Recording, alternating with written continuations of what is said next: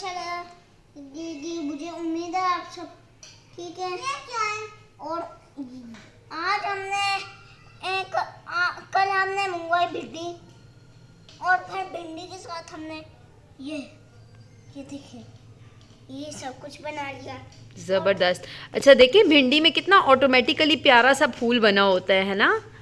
तो आप बस कलर इस पे लगाकर जब उसको स्टैम्प करते हैं तो खुद ही फूल बनते चले जाते हैं, है ना। ज़रा प्यारा सा फेस दिखाइए मोहित।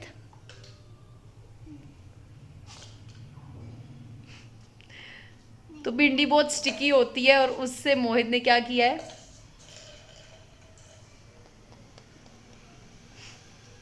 Okay show me your art. This flower is nice. And my flower इसका क्या कर रही हैं? फ्लावर बना के खाना। बनाए बनाए, नो इशू, यार मैं नहीं बना।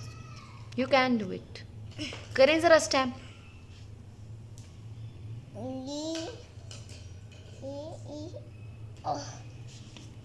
चले आ जाए मोहित, आ जाए आ जाए आ जाए।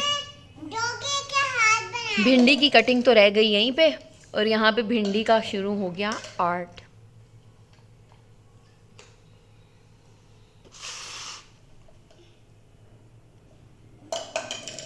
भिंडी की कटिंग रह गई, आज शुरू हो गया यहाँ भिंडी के बच्ची का आर्ट।